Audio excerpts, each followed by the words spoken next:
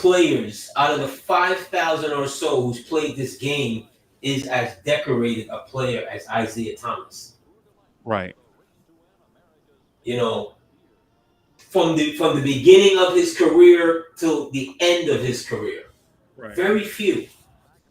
Right. I heard that nonsense. I'm like, dude, you sound like you have a personal vendetta.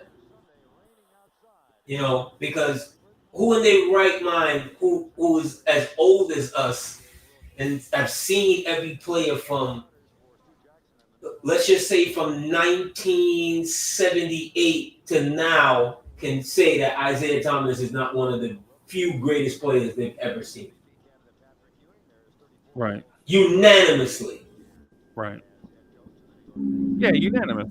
I think this may be game 5. That's still.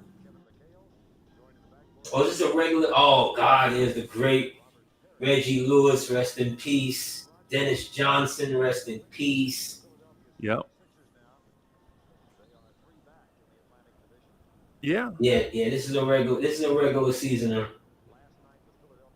They did not. I mean, they really did not. As the Celtics, they really did not give a damn about the Knicks. They didn't think we were anything. They didn't think we was nothing, bro. They ain't say nothing about us. They didn't think we were nothing. I remember that first. I think in the first two games of the '90s series, Larry Bird said, "Oh yeah, they're scrappy." He called us scrappy. Bro, that's so disrespectful. He might as well put the "do" at the end of it. He might as well just call us scrappy "do." He called us scrappy. Scrappy, bro. I'll never forget that. Yo, it's crazy, bro. It's crazy. That man had one of the ugliest jump shots you'd ever see. Yo, in your life, bro. In your life. In your life. So I'm gonna pause this occasionally. Okay. I'm gonna pause it occasionally just so.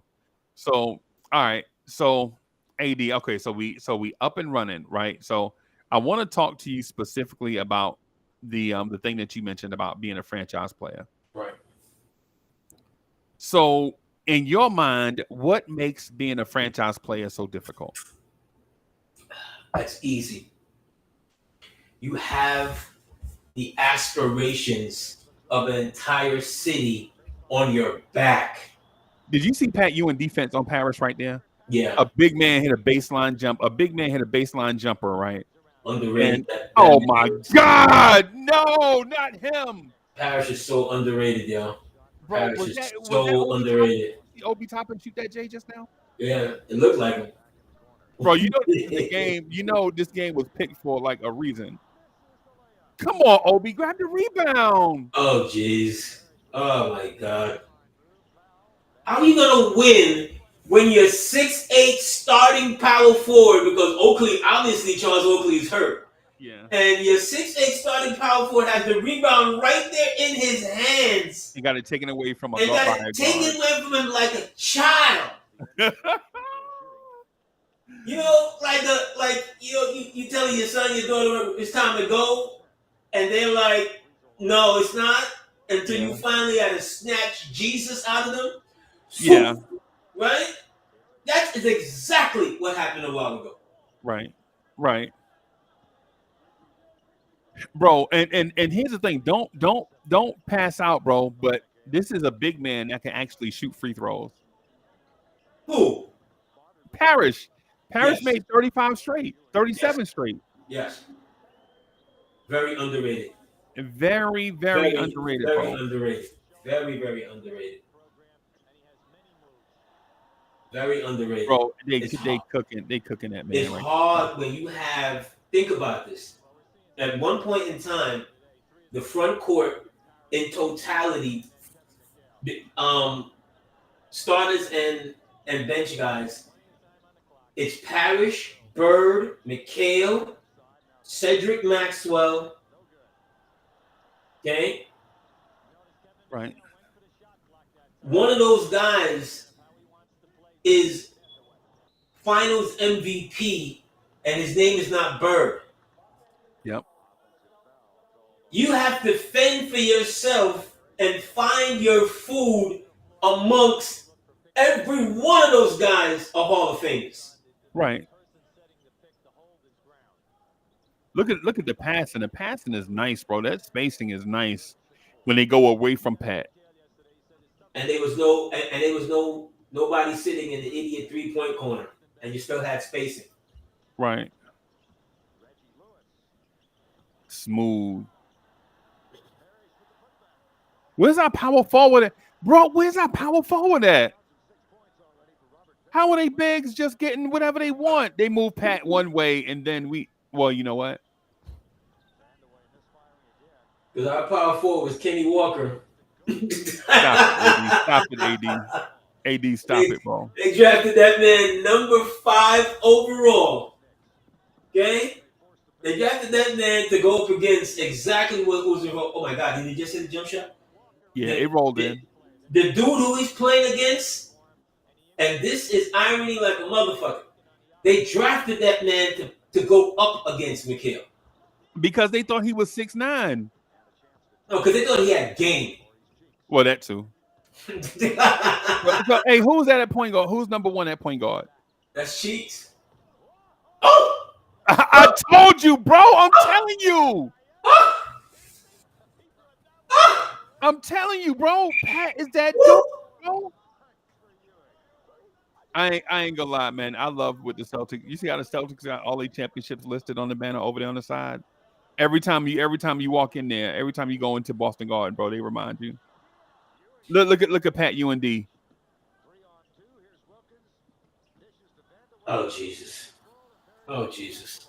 That's why he can't win. Parrish threw that pass 40 feet on the dime. That's why Ewing couldn't win. Just a play like that. That's why you realize why Ewing couldn't win. Oh, good move by Parrish, bro. Parrish is very underrated. Very mobile. When we think of Robert Parrish, we don't think of him as a mobile center. But as he's shown you like 3 times in his first quarter, he's gone by Ewing like 3 times. With fundamentals, too. And he's 10 years older than Ewing at this point. Yep. Or 8 years older than Ewing. Wasn't Parrish the number 2 pick? No. I don't think so. No, he wasn't drafted that high. No, Mikhail was the number 2 pick. I'm sorry, out of Minnesota. Yeah, Mikhail was the number 2 pick out of Minnesota, bro. Oh, Kenny Walker. Oh, Kiki Vandeweghe. What do you? They got that one jumper. They went back to the well and found out it was really empty. Yeah. They went to the well and found out the well was poisoned. There wasn't really nothing in there. That was a figment of your imagination. It was just a toad. No disrespect to Kenny Walker.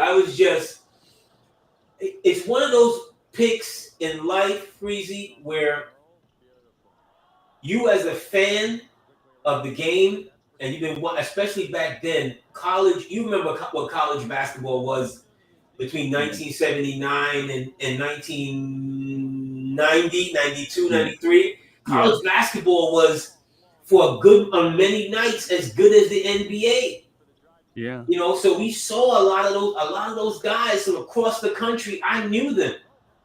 Yeah. I knew all of them. Right. Or a good portion of them, and I knew Kenny Walker's game, which was a low post-ish kind of game in college, would not translate in the pros because he couldn't shoot. Nope. That was 1, and he wasn't a ball handler. That was 2. Yep. Somehow, some way, they thought his athletic capabilities was going to supersede the first 2 things that I mentioned. Right. And another thing was, he was coming into a league that was physical at that time. Yeah. Very physical. He wasn't that.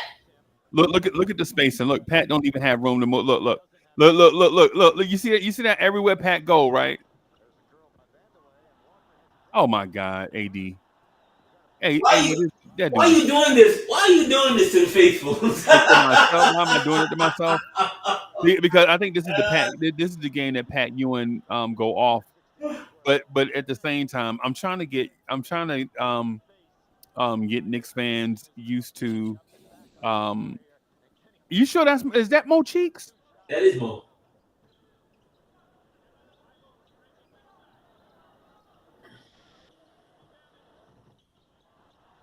Look at that man. Pat had touch, Oh my bro. God. Poor Kenny. I think he played. Did Kenny play at least 10 years in the league? I think. Yeah, yeah. I Kenny don't know played a long how, time. but he played a long time. Yeah. No, no. Well. He was on a roster for a long time. Right, and then I think he eventually went overseas for a Yeah, minute yeah, because they remembered his slam dunking, you know, performances, yeah. and that kind of, helped give You him look that man legs on the overseas. baseline.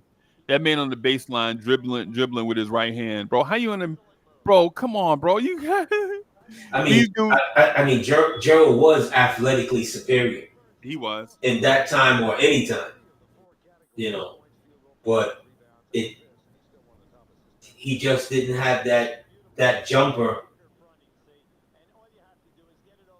and that real scoring mentality, or better yet, he had the mentality but not the capabilities. Right, right, Besides him being super athletic, right. Well, why don't we put Larry Bird in the GOAT conversation? because it's time has gone on. As time has gone on, those players from yesteryear, they're thought of that much less. I was watching Gilbert Arenas' fantasy draft, and I think Bird doesn't get drafted until the second round, and Magic doesn't get drafted till like the third or something. No, Bird got drafted in the third. I think Magic got drafted in the end of the third or something something. It just didn't make sense to me. Like somehow how some of those guys that were there on the panel were building their teams. Right, Outside of one, I remember Jennings. Jennings' first pick, which was the second pick overall, he drafted Jordan, and his second pick, which was like because he made some trades or whatever. His second pick, right, a very interesting one. He drafts Joker with like basically still everybody on the board. He right, pairs Jordan with Joker, right, right? And I right, thought about it for a second. I was like, you know what? Joker's not the best center on the board, but his game with Mike's could be something you'd never seen before. You see Paul Silas on the bench next to Stu Jackson? Yeah. Yeah, I agree with you, bro. I think I agree with you, bro. Silas was there with us for a minute. Yeah. Yeah, he And, was and there. Silas was a Celtic too, by the Look way. at that, Brian Quinnett. You remember him? I think they drafted Oh, him Joe number Klein. Look at one. Joe Klein. He was their number one pick, I think, in '89. I think Yeah, yeah. Brian Quinnett. Oh my God. Yo, Joe Klein in the game. Somebody's about to get their head knocked off, bro. That's Joe all he was Klein good for in the NBA, to knock somebody's head off. That was it. and McHale for three. Look, bro. I ain't even gonna hold you, bro. Pat Ewing about to take this. Pat Ewing about to score 10 straight on Joe Klein, bro. How many times do you think Joe Klein gonna knock Pat Ewing down? At least Jimmy Rogers? four I or five. forgot Yeah, about him. Rogers. Yeah, Rogers was the coach at that time. Yo, that fro is eloquent, bro. This is when. This is when. This is when white guys were still getting that perm. Yeah. It was him. What's my dude? Fratello. Fratello. Fratello You had hey, it. you remember Doug Moe? Doug Moe. Yo, oh Right my now, goodness. the broadcaster right now, Hubie. Hubie got a Hubie. perm. Hubie got a perm right now. Yeah, Hubie was the GOAT. Hubie was the GOAT perm guy. Horrible Knicks coach. Yeah. Yeah. Yeah. Well, he made it to the playoffs a couple of times. I'll give Hubie that. Oh God, did you see? I'll give him that. LOL Knicks, bro. But he's a horrible Knicks coach because he tried to turn. Nigga, your general manager. Did you see Ernie? What's Yeah, the name? Stu. Yeah, yeah. Stu's the coach. But he tried to turn Ewing, the franchise, into a power forward. We're talking about Stu Jackson. QB. QB, yeah, It's yeah, under Stu where Ewing comes to real prominence.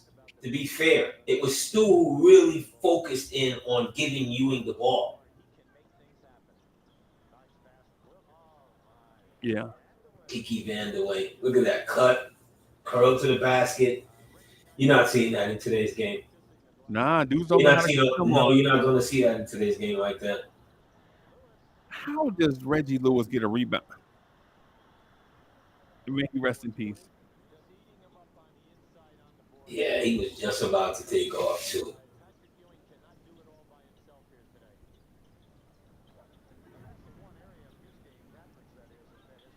So if Joe Klein wearing 35, that means they don't have John Bagley yet. That Pat Ewing gonna roast Joe the, Klein, bro. the baseline turnaround. That was his until he started to really put together some other moves. That was like his bread and butter right there. He would go to that every damn time.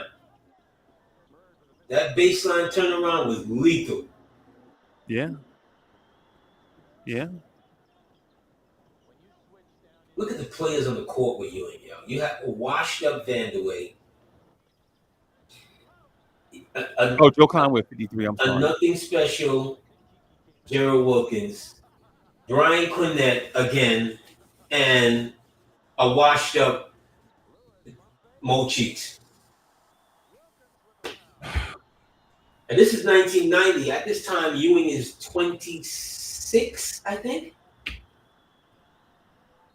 26? Right. So you wasted basically the first 5 years of his career. You only had really two. This is post Cartwright. Yeah, This is postcard, right? You only had, out of the first 5 years of his career, you only had really two good seasons. yeah. Two of them he was injured though. The first one, and I think it was the third one. He had the nagging injury. Well, the first two, he's injured, right? Because he gets injured in the second. But his coach, they had three coaches. No, in 6 years, they had five coaches in 6 years. And what, two front offices? And three front offices Three front offices. Yeah, yeah. in 6 years. You couldn't blink at the time when Checkets and them came in when he was ready to go. He said this on multiple occasions. He was ready to go. Yeah. Hey, you see who was leading the Eastern Conference at this time, right? Philadelphia.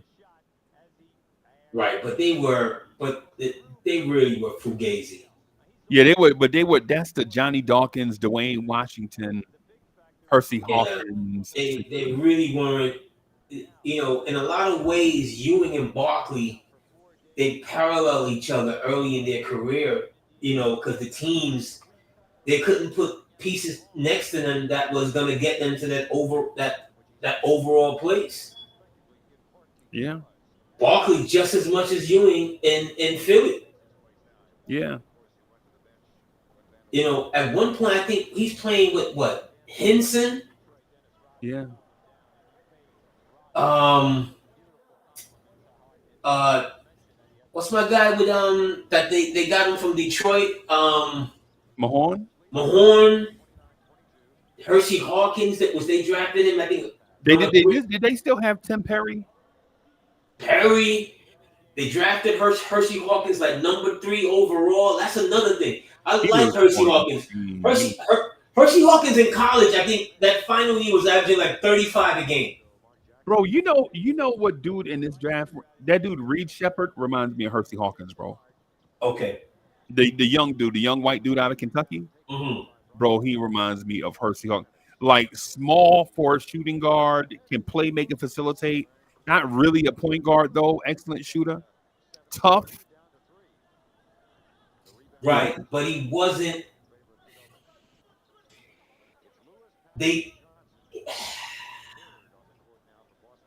I think they made a mistake with that pick because that pick should have been the pick that really helped to launch Barkley going forward, and it never happened. Because remember, they also had, if memory serves me correctly, what is he now? A governor or something like that, or a mayor? What's his name from Duke? Dawkins. Governor. Did he become governor? Did Johnny Dawkins become No, governor? What is no, it? no. Johnny Dawkins coaches South Florida. Okay. Why am I thinking? Who am I mistaking him with? I'm mistaking him with someone. Oh, I think it's Kevin Johnson. I'm mistaking him with. Is Kevin it Kevin Johnson. Johnson? Kevin Johnson was the mayor of A Sacramento. mayor of Sacramento, right? I'm mistaken him with Kevin Johnson. But to the Barkley point, they were never able to galvanize enough talented players around him to eventually they end up trading him. Yeah. And Barkley was frustrated with losing. Yes, because he was throwing people through plate glass windows, and he was doing all kinds of crazy shit. He was Allen Iverson before Iverson. He was doing all types of crazy shit. Yeah. Well, and to their credit or maybe discredit, um, um, so Hersey Hawkins was drafted by the Clippers and then traded to Philly. But Mm-hmm. you know who the pick was before Hersey Hawkins? Mitch Richmond. Okay. Yeah, so if they could have got Mitch Richmond, I think they would have did that, right? But also in that draft is Chris Morris out of Auburn, Shaw Smith, Rick Smits, Danny Manning, Right. Rex Chapman, Ronnie Cycli. Is it Manning? Manning is first, right? Yep, number one. Yep. Dan Marley is in that draft. Who's two? Rick Smits. Right. Rick is two, and no one knew about Rick from out of Maris. Yeah. Maris is in New York, right? Yeah. Yeah. Yeah. Yeah. No one knew. Rod No one Strickland knew was in about. that draft. Right. That's the Knicks at 18 Yeah. or 19. 19. Yeah. My guy, my friend David Rivers is in that draft. He went 25 to the Lakers. Right. He goes 25 to the Lakers. I thought he was going to be a much better player in the NBA. Yo, he was so good at what's that, He went, Notre Dame? he went to a terrible situation, bro. Yes. He went to it. If he had gone to one of the if he had gone to say a Portland maybe to be Terry Porter's backup in '88, if he had gone to the expansion Miami Heat, if he had gone to Sacramento, who was trash at the time, you know, Tom Tolbert was in that draft. Remember Tom Tolbert, the power forward? Yes. All Shackelford out of NC State was in that draft. Oh my God! Look at this dude right here that's setting the pick number 4. No, what's he number? What's his name again? Gray. I remember this dude, Stuart Gray. Oh my You remember God! him? Oh my God! Oh Oh Lord! my God! Oh God! The talent. Do you remember? Oh, look at Trent Tucker. Okay, you remember Paxson, the dude number 4? His brother played point guard for the Bulls. Yes. Yeah. The talent list that they used to put around Patrick Ewing, boy, Lord have mercy. Bro, Pete, I was having a conversation with this conversation with somebody the last. I think it might have been Dre, because people laugh at Portland for taking Sam Bowie instead of taking Michael Jordan. Right. But bro, Portland had like 3 all-star level shooting, 2 all-star level shooting guards, 3 all-star potential shooting guards. 2 were like busting each other in practice. Jim Paxson, number 4 for the Celtics, everybody, is the reason why they didn't draft Jordan, because man, Clyde Drexler was busting his butt in practice. And that's fine. And they could have had 10. They made a mistake. Of course they made a mistake, but And then a serious mistake. Of course they made a mistake. But what I'm saying is, you can understand what they was thinking, because Sam Bowie legit was out there looking like how we view Kristaps Porzingis right now, like a big man that mobile that can do all the Ralph Sampson stuff and shoot. I mean, come on, bro. Come on, bro. No. Yeah, man. Sam had missed 2 full seasons at Kentucky, Freezy. With the stress fracture, I know that. I know. Yeah. So if he was a horse, they would have shot him. But AD, Two full seasons, Freezy.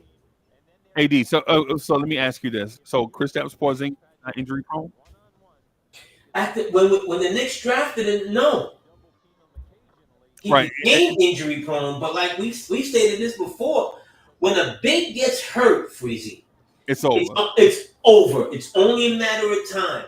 right? You can But you can prolong it. It's only especially a big that doesn't take care of himself, right. right? Sam Bowie was never. You wouldn't think of Sam Bowie physically as anything special as bigs you've ever seen before. Nah, I disagree. No, I'm talking about physically. I'm talking about physically looking. Okay. Now, if you just looked at it, if you looked at him next to a Yinka Dare, you would be like, go sit down. Okay. If you looked at him next to Michael Olowokandi, you would be like, go sit down. I'm just talking about physically looking. I'm not talking about the skill set. Right. Just physically. That man had the two big knee pads. I mean, but that's after, bro. I'm not talking about what he was in the NBA. I'm talking about this dude coming out of Kentucky. Bro, coming out of that dude used to at Kentucky, that dude used to grab rebounds and push, bro. That dude could shoot threes at his. This dude was Porzingis before at Kentucky. This is what he was. okay. He wouldn't have been a top 3 pick if he was just an average dude, bro. No, I'm not calling him average. Not average of skill set or anything like that. I'm just talking about this from a pure injury standpoint. Okay? Right. And if my first part didn't cement it, then how about this? Walton. Yeah. They know what it was like to go through it with a guy that had not similar injuries but leg injuries all the same. Greg Oden. Yeah. Later on, they double. This is how dumb this organization can be. Later on, they do the same thing again with Oden. With Oden, yeah.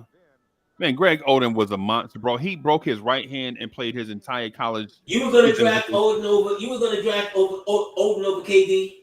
Yes. No way in hell. Yes. There's no way in hell. Yeah, we say that now after the fact, but Greg Oden broke his right hand, and look at Mark Jackson coming off the bench. That man averaged 7 assists coming off the bench, bro. Yeah, Tyler Kolek. That's gonna be Tyler Kolek, bro. I saw KD one game one night. I can't remember who was the opponent. It was an ESPN game. I think it was the first time he was on ESPN. If it was a Friday night, it was the Oklahoma State game. Yes, Oklahoma State, Freezy. Yeah, everybody remember that game, bro. Freezy. That was it. Yeah. That was it. I was like, who is this dude? Yep. Right? I never seen a big before or since that had those kind of godlike skills. A man who refuses to admit that he's 7 feet tall. Yeah. That could shoot and cut and turn and dunk and explode. There's no way in hell I'm taking Oden over him. I remember after that game, I was like, nope, that's it. This dude right here, he ain't coming back. He's one and done. If there's ever such thing as a one and done, it was him. Yeah, we knew he was going to be a one and done. That's why he went to Texas. That's why he didn't go to Duke or North Carolina. Yeah, we knew he's going to be a one. And thank you for everybody that's watching. Thank you for to all the 4 people watching. We appreciate y'all. Absolutely. Who's in the chat? Cowboy Bob, salute. Wiz in the building, salute. Wiz, that's it. Wiz out here telling people he graduated 180 pounds and he's currently 265 pounds. Yeah, right. Hey, Wiz out here. Wiz, you can't be out here still trying to be the tough man competition, Wiz. Yeah, we too old for that, bro. Yo, look at Peggy. Did you see the move? Right? Strictly Parish again, but they called it off. These are the things right here, though. Like our bigs don't even see what he did right now. That's not an athletic move. That's a skill move. Yeah. Right. You don't have to be the super athlete, bro. You could just be skilled. Wiz says he's currently 320. Wiz. You're an absolute monster right now. What the hell are you doing? What the hell are you doing? Power shakes before you go to bed? He probably 320 all muscle. Look at Parrish and Mitch probably got the same body type, bro. Young Mitch, I'm saying, not old Mitch. Paris is just like I said that as I'm watching this game right now. You know, I forgot how mobile he really was. I How was remember. Kiki Vandeweghe taking more shots than Pat Ewing? I remember when they traded for Kiki Vandeweghe. It was in my young, naive state. Me and my boy, shout out to my boy Steve, and me and him used to argue all the time because all I was thinking was it's going to be the Kiki that I knew, and the Knicks should take a chance on him, right? No, Yeah, I you were in remember that thinking camp. that. I You were in can't that lie to camp. you. I was in that camp, and the thing about it is Johnny Newman, who was our starting small forward at that time, who we got off the scrap heap. Yep. Johnny was just, Yeah. yeah, Johnny got really pissed off and he started to, I don't want to say pout because he don't want to say grown man pouts, but he didn't take it well because that move was eventually to put him on the bench. Yep. And it was a waste of time. It really was. Yeah. But we needed shooting though, bro.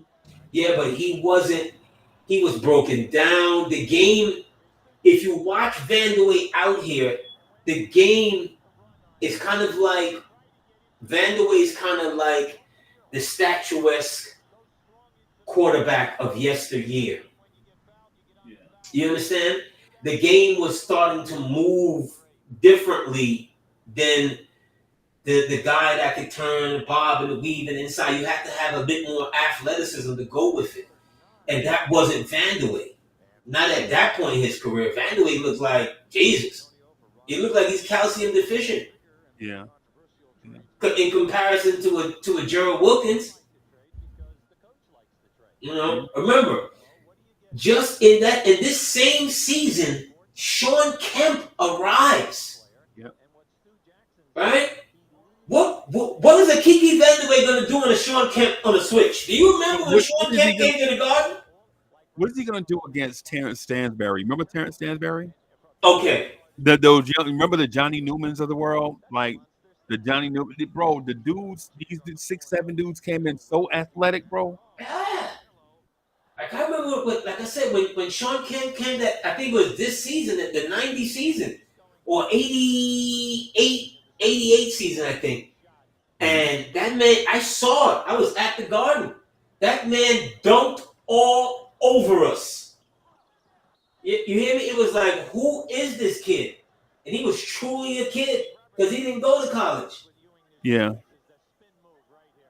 That man was doing tomahawks, double pumps off 2 feet. I remember the first time I saw him dunk off 2 feet. Because remember, Cass was like, "Yo, all he is Daryl Dawkins," and we were like, "Whoa, no. Daryl, you had to spoon feed Daryl Dawkins. You basically had to walk to him and give him the ball." Yeah. Sean Kemp was catching. Sean Kemp was like a wide receiver catching the ball. Yeah, he could catch it from anywhere. Yeah, and yeah, he may be the best finisher this game has ever seen. Because if you gave him a step, if you legitimately gave him, or if he was able to get that step on you, it was over. From the foul line, it was over because he could rise from right there. Look at the dunk that he did on Alton Liston. Yeah, because he moved like a guard, bro. Yeah, it was Liston, Gatlin, the entire Golden State team at that time. Victor Alexander, remember Victor Alexander? All of them. Yeah, all of them. Hey, but AD, let me ask you this just real quick since we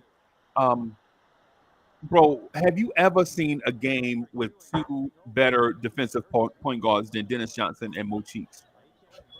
I think these are probably two of the greatest defensive guards the league has ever seen, bro. Well, for that era, I've seen better. Not, Let's be fair. I mean, of I've course, seen the better. era because we done seen like 35 years of basketball since this, right?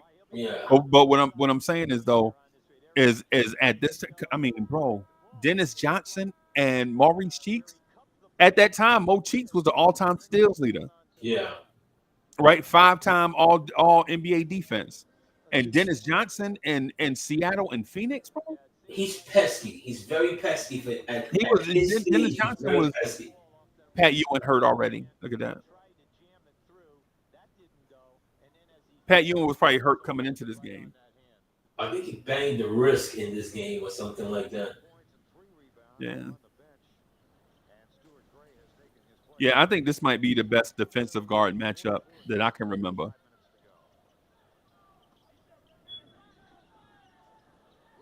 Usually you see one guard that's defensive. Hey, AD, that point that you just made, like how He could barely. That's a catchable pass. that should have been a dunk. What the hell is that? Yeah. Like he can't turn left to right. Right. That's a catchable pass, Freezy. What are we talking about? But he sure could shoot though. I mean, he was a great shooter, a great scorer in his time. Shooter, scorer, all of that. But like I said, the game is going another way.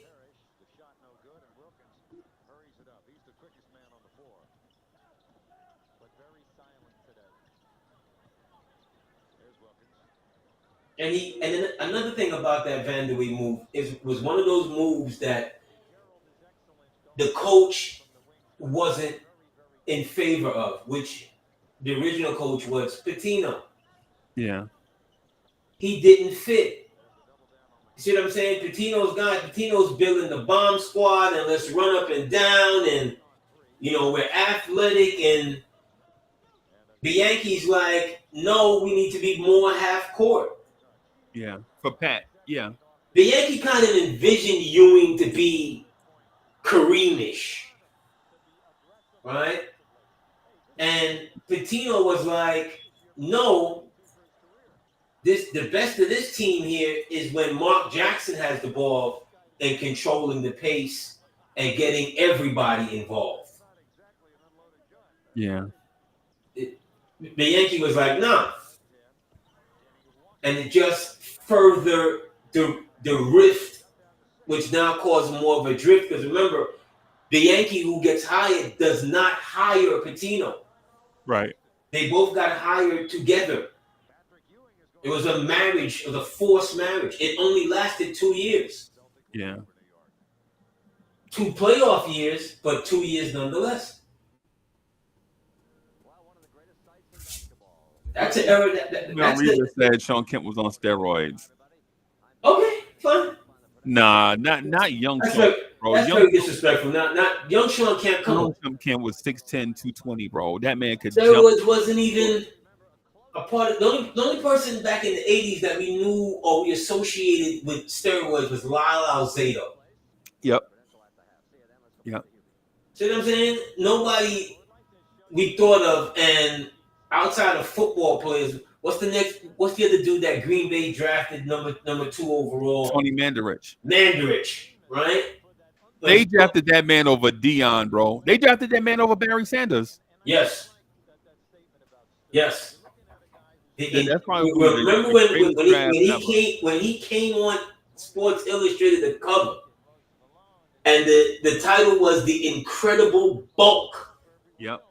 That man had 330 something pounds, could run, could this, could that, could da. He just couldn't block. Yeah. I think he just went to Green Bay. Green Bay was a bad fit for him. Or block at the rate. Because remember back then, Freezy. So that is the beginning of the age after Ali with self-promotion. Yeah. And especially with the amateur talent, meaning college players. We got the Boz. Yeah. We got Neon Dion. We got Bo. Right?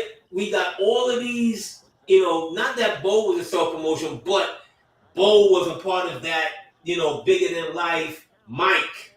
Yeah. Everything is self promotion. Everything is a lot of the '90s. Ray, Was you talking really about like you're talking about the Ricky Henderson era. yeah, Bro, yeah. Ricky Henderson, bro. Oh my goodness, bro. But the difference between a Ricky and a Mandarich and shit like that was those guys. This is the era where guys were coming in with a big reputation who hadn't done anything, Yeah. Yeah. right? Because from like '90 to like 2005, there were a lot of bus, bus, all over the place. All over the Guys place. with big games and big coming in. Remember David Klinger? Yeah, you remember Purvis Ellison? Never nervous, Purvis. His nickname was too long, bro. Dude, but that nickname suited him because in the biggest moment of his life, that man provided a hell of a game for Louisville. Yeah. Yeah. Right? As a true freshman. Yeah. Right? But Never Nervous wasn't a self-promotional kind of guy. Purvis barely spoke. No, I'm talking about guys with big games ain't proved nothing in the league yet. Is what I'm talking about. But off of that freshman year, Purvis then leaves, and we know what happened. He never becomes the player that we thought he might have been. But you know what though? Guys like him and Joe Barry Carroll, I think, set the tone for guys like Tim Duncan. Like the guys with all that game that don't hardly even talk or whatever. You remember Joe Barry Carroll? I remember Joe Barry. Yeah, you remember what his nickname was, right? I can't remember the nickname. They called him Joe Bailey Cares. Joe, right? Yes, Yeah, Joe Bailey Cares. Yes. Oh dear God, yeah, because he was just because he was quiet, bro. You remember the dude Alton Lister? Well, you can't put Alton with Joe Barry because Alton doesn't have his offensive game. No. I'm talking about the personality type. Oh, personality types. Oh, okay. Yeah. Alton, yeah. I mean, like I said, like again, those were the eras of you wanted your big to be big. Yeah. You see, it's when guys like Joe Klein gets drafted and Uwe Blob and things of that nature. The general managers are really in love with size and the potential of what size can do. And when you find out that there's nothing beyond the size, it's like somebody let the air out in the room or somebody closed the doors and dropped a major bomb. You understand what I'm saying?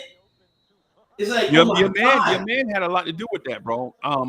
Elgin Baylor and he's one of the worst. Look, one of the greatest basketball players, but he's one of the worst general managers we've ever seen. Yeah. Elgin Baylor and my guy from the Knicks. Oh God, I can't believe I forgot his name. Who we talking? The center we had. Who, Will? No, Willis? coming out the tunnel. Willis? Willis, yeah, Willis Reed was bad for New Jersey, bro. Like he was terrible. Well, yeah, he was bad for Jersey. He was. Yeah, he was. He was bad for Jersey. As I'm remembering it now, he was bad for Jersey. He was. Yeah. He made a couple of picks. I mean, he did draft Mookie. He drafted well, but he didn't construct a team well. Is what I'm saying. Well, I don't want to give him well neither on his draft record because everything is starting to come into play. Because remember, he drafted Dennis Hobson. But he also drafted Chris Morris, Derek Coleman, Mookie Blaylock, Kenny Anderson back to back. Did he draft Kenny? Yeah, he drafted Kenny. Yeah. Okay. All right. I thought he left before that. But okay. He may have, but even if you want to give him credit for just those three, Derek Coleman, Mookie Blaylock. I remember him drafting Yinka. And I remember him drafting Benoit. Because when he drafted Benoit, remember, he was Benoit's college coach at Creighton. Yeah. Right? He was Benoit's college coach at Creighton. But Benoit, another one. Benoit's the number 2 overall draft pick, and he's kind of like, what day will he show up? Yeah. Hey, fun fact. One of my commanders was his point guard in college. Benoit Benjamin. Mm-hmm. Well, yeah, one of my officers, commanding officers was his point guard. Benoit was He young. was like, he was like, bro, he was like Benoit. He was like, yo, Benoit was never gonna be a star because he just didn't have. And this is his words. He would like just didn't have. He wasn't there, right? Like if he was like just a regular sized human being, he wouldn't be able to function. He'd be like a guy that just pump your gas. But since he was athletic, 7 foot and athletic, people expected him to be something, but he wasn't. Like I he, like he was just one of them guys that just wasn't, you know. I was one of those guys early, Freezy, that was under the impression and the overall mindset that you really had to have that dominant big. And the dominant big would always put you in place. You could put the dominant big with four other guys and you'd get to the promised land, Yeah. right? Early in my life, I was kind of like under that thought process.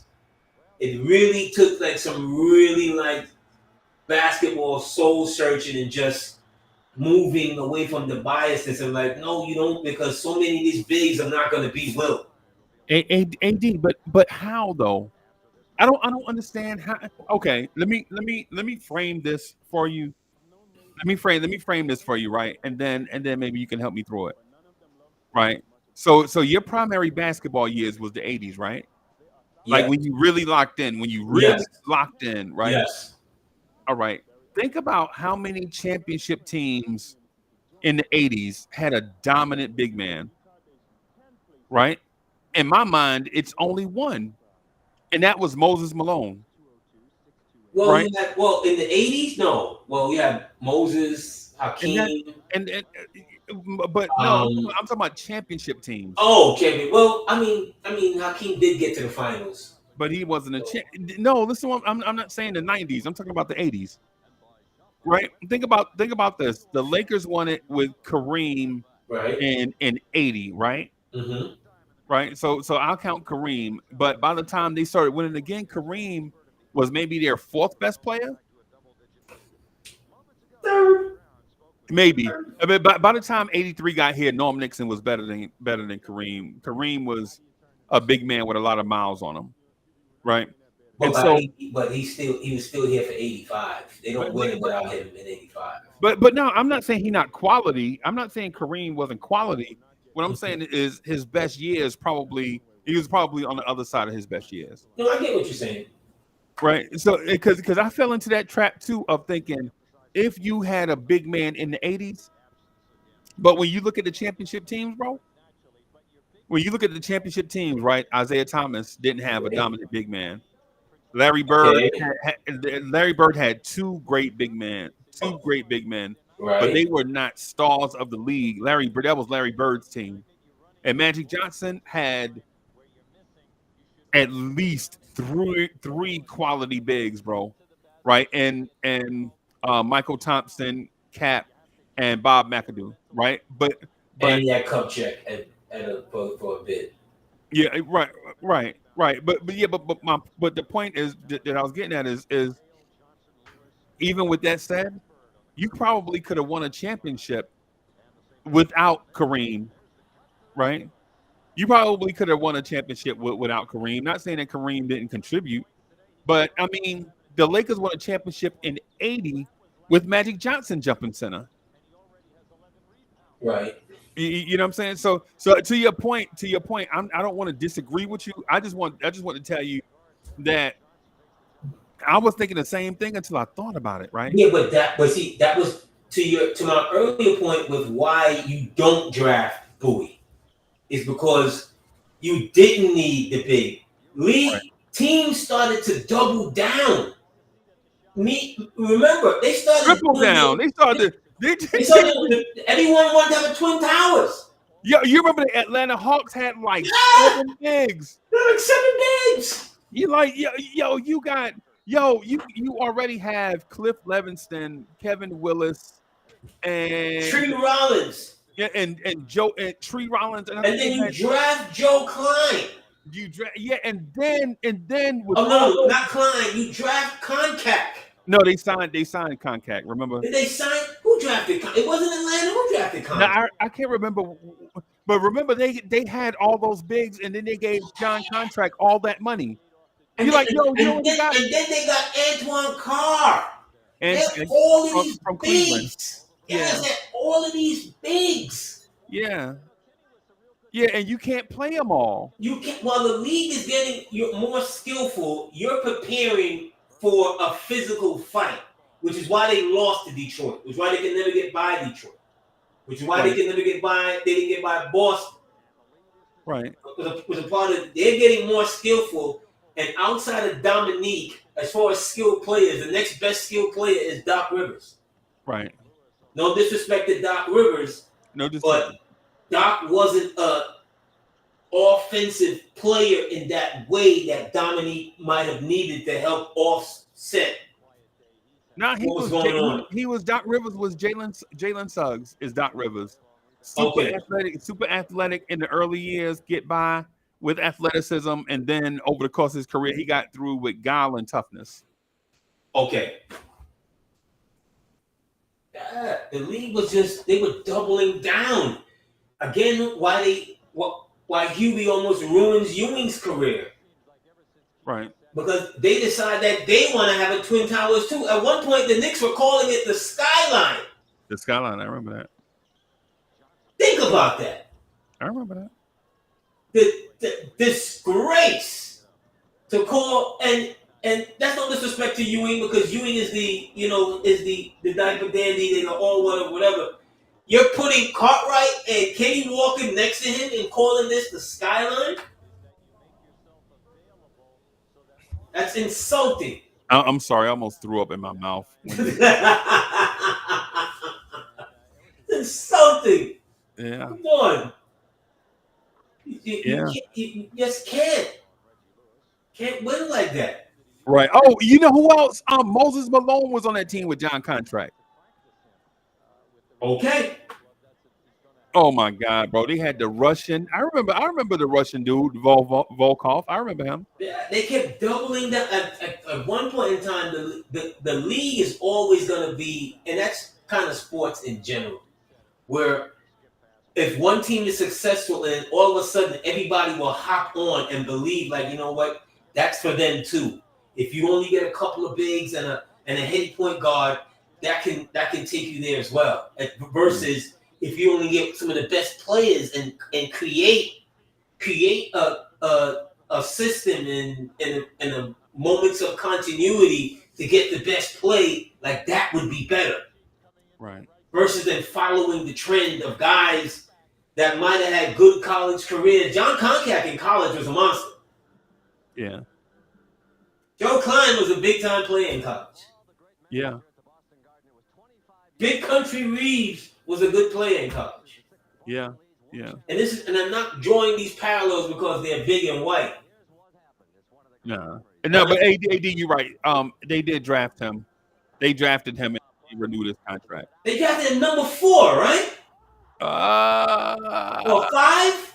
I can't remember. I remember him like 4 or 5. They drafted him 5. They did. Bro, he was in the Pat Ewing draft. Yes. Please don't tell me this dude went ahead. If this dude went ahead of Barkley, bro. No, Barkley's the year before. Okay. Barkley's in the Elijah one and Jordan draft. Okay. So that draft went Pat Ewing, Wayman Tisdale, Benoit Benjamin, Xavier McDaniels, Concac, Joe Klein, Chris Mullin, Detlef Schrempf, Charles Oakley, Ed Pinkney. Bro, they drafted Keith Lee and Kenny Green over Karl Malone. Blair Rasmussen, that's the other big in Atlanta I was trying to tell you about. Yeah. You remember Blair Rasmussen? Yes, I do. Yes, I do. Oh my! We done mentioned 10 names somewhere between 1988 to 1993 of bigs that they had around Dominique. Yeah, You can't make that up. bro, it's crazy, right? How are you supposed to win? What are you saying to your then friend? That's a conversation. I've seen Dominique give interviews over the years and so forth. I'm like, too. Like, look at the type of players that they were putting around you, especially from the front court. Right, right. What were you thinking? Like, was management coming to you for any advice at all? I don't think they were thinking, bro. Because you are, in your era, you're like top three small forwards.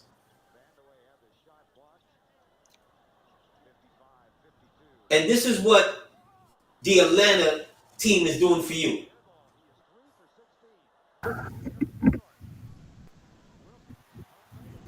Gerald walked. Yeah, he walked.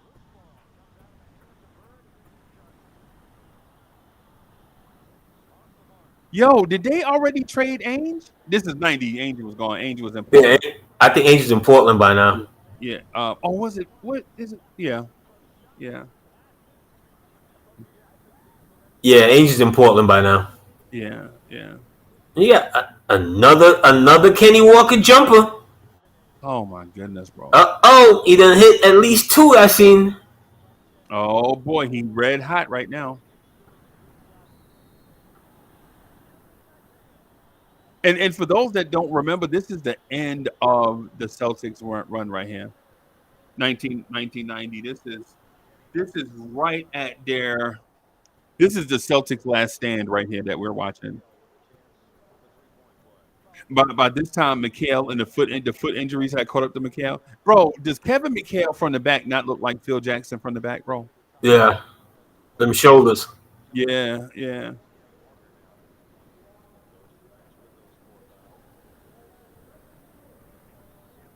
Jim Paxson can shoot that thing. Like those.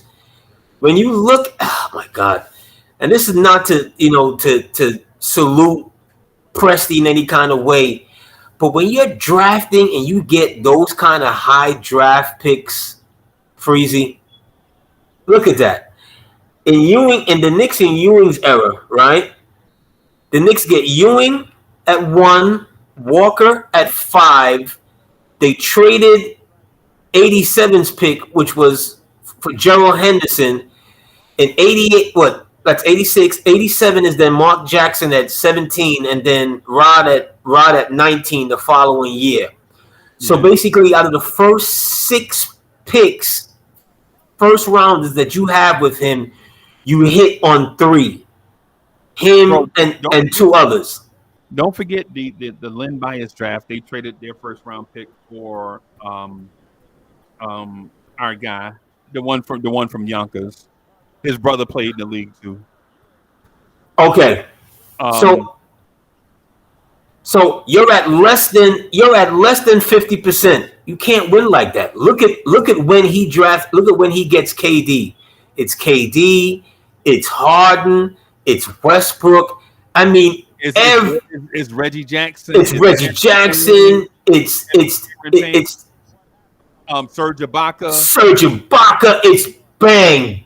Very few times in history you've seen that, but you would have to give him his props for the mere fact that he did not miss Right. for like 6, 7 straight years. He did not miss. Don't forget Eric Mena. Eric Mena was. Yes, Yeah, they had, bro. They were stacked, bro. They drafted Perry, not I want to say Perry Ellis, not Perry Ellis, Perry Jones, and Perry Jones would have been a baller too, except for the back injury. That's John Bagley right there, bro. Number that's 12. Bagley. Yeah, John Bagley looked like he should be playing fullback somewhere, bro. I swear. yeah.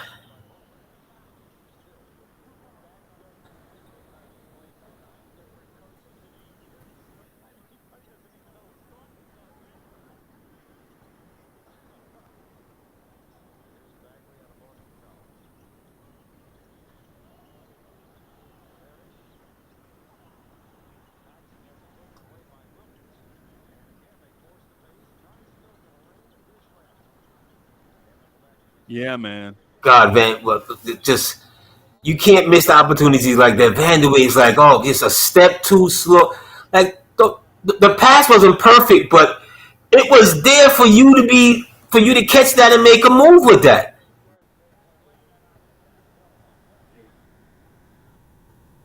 Yeah, yeah, yeah, bro. Yeah, It's really easy when I watch games like this, man. I'm telling you, Fizzy, it's really easy to waste a talented player that you may have. Pat. Yeah, yeah, yeah. You know who else is wasting away right now in this moment? Mark Jackson. You mean as a potential coach, or right now as him? No, no. I'm during this game right Oh now. yeah. Oh, but well, they had moved on him. Yeah, yeah, You know, they had moved on him. You know, from here, and then when they got McLeod, which is the following year, they had moved on him. yeah, yeah. What's your thoughts on the Knicks not going after Digger Phelps? At that time, Freezy, to me it didn't coincide with what they needed. You understand what I'm saying? But he was putting pros in the league every year, bro. Yeah, but I just remember thinking it didn't coincide with what they needed, and I'm not gonna throw myself in there and say, well, I knew that this would happen or whatever. But when the Lakers had lost that year, I can't remember who they lost to, and the writing was on the wall that Riley was about to leave. Yeah, Okay? And for like a half a year, he ends up doing analysts, in-house analysts in NBC. And I just remember thinking was the biggest waste of his career that we needed him, did he the Lakers needed us. went lose to? They didn't lose to Portland. They lost to Phoenix. I think it was it Phoenix? It might have been Phoenix. It might have been Phoenix. But it was off of them having the best record in the league at the time. And the thought was he was pushing them too hard and they needed a new voice and blah blah blah blah, which then they then hired Dunleavy and whatever, right? But Yeah, when he's sitting there in the booth doing a horrible job as an in studio analyst, I remember thinking at the time, like, look, we need him and he needs us, yeah, yeah, right? And then slowly, like just little bits of dribs and drabs, you started to hear, he was giving us compliments on air, and he's from I didn't even know that he was from Scranton, New York, or some shit like that. He's from upstate New York, and then the narrative starts getting built. Little by little, the narrative is getting built, and then Checkits comes in, and then bit by bit, he then goes to Checkits, and then the biggest thing about that, it was when he met with Ewing. Ewing wasn't sold right off. Oh yeah, they got obliterated by the Phoenix Suns. The Phoenix Suns beat them 4-1. Oh, okay, Yeah, right, but that was a marriage that needed to be made. right, right. Yeah, yeah, But it didn't happen easy. But I remember thinking, like, at that time, like, look, that's who we needed. And immediately he brought us credibility immediately. yeah. Hey, Ismail Rivas says that man is from Schenectady. Schenectady, okay. Okay, I thought it was but yes, Schenectady, New York, right. right. I didn't. Yeah, I didn't know.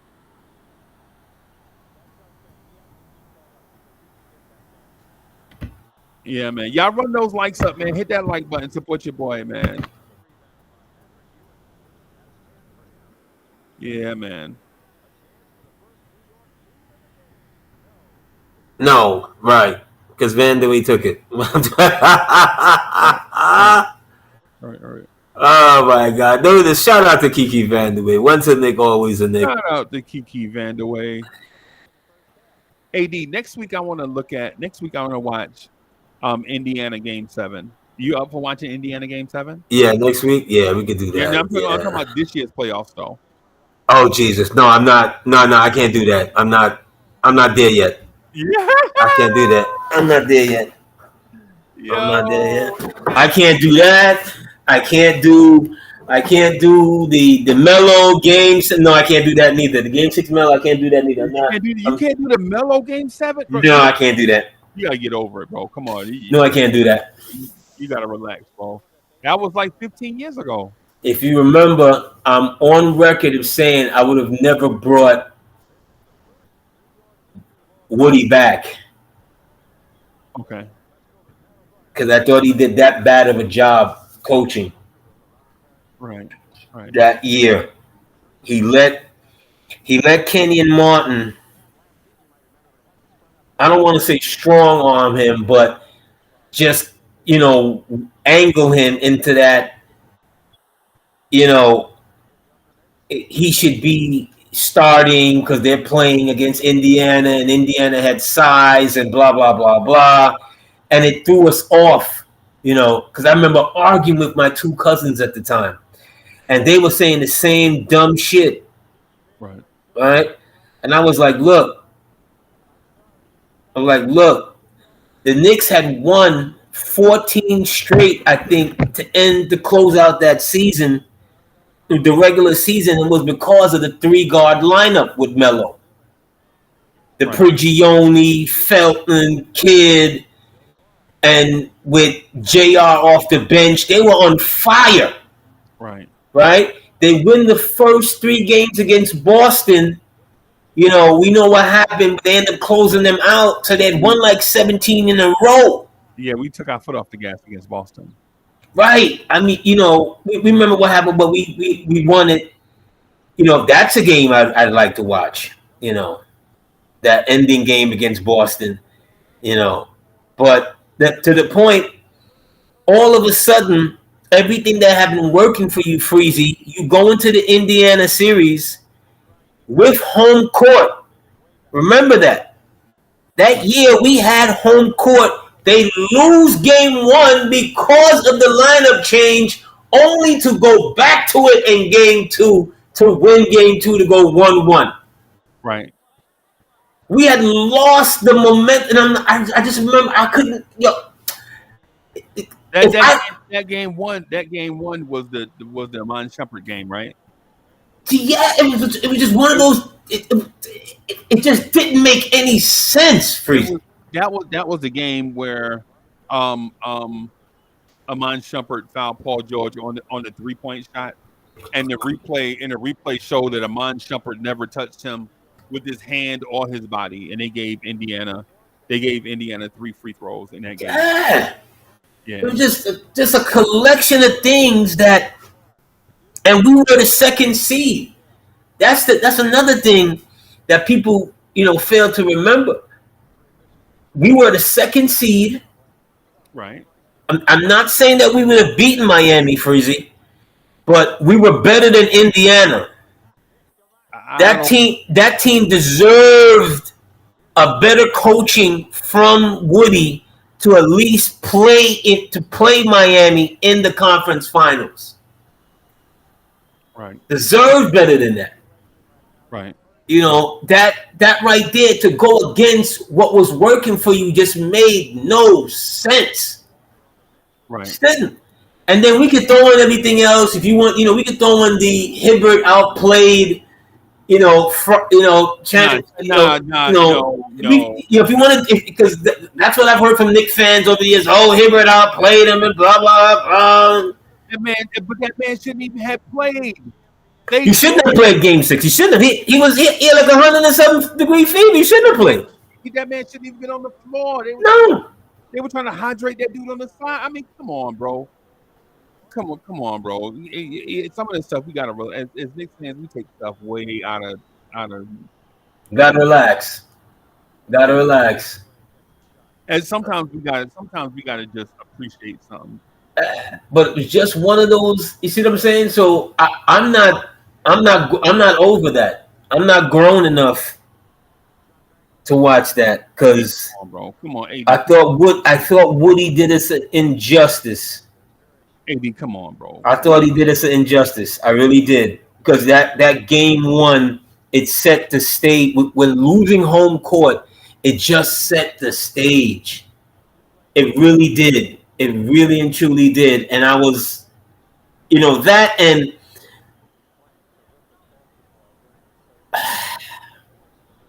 you had other. I mean, they had a collection of guys that were in their mid 30s to upper 30s that they were trying to get squeeze the last bit of orange juice out of a withered orange. I get it, right? But it rubbed me wrong. It really Right. did. To this day, it does. And AD. I wouldn't have brought him back. Yeah, we gotta. Yeah, we gotta. Yeah, come on, man. Hey, so real quick, I gotta go, right? But I wanna propose two games to you for us to watch. The Giants Buffalo Bills Super Bowl 1991, No, right? I want to propose that one to you, no. and I also want to propose the game to Chicago Bulls New York Knicks. I'm the one where Michael Jordan got was going to get Starks ejected for faking at his wrist. You remember that when Mike went to the referee and was like, "Yo, Starks is over here trying to hit me on my wrist. You see, my wrist is hurt." And they asked Mike, like, Mike, did he really swing at your wrist? And he was like, "Yeah." You remember that? And for those that don't remember, I need for y'all to see that. I need for y'all to see that with your own eyes to let you know what type of uphill battle the Knicks were facing when we were playing the Chicago Bulls. Right. But anyway, on that note, AD, I gotta get out of here and All fix. right, sir. Great show. Yeah, man. All right, fans. Thank y'all everybody for watching, man. Salute, Knicks fans. Peace, y'all.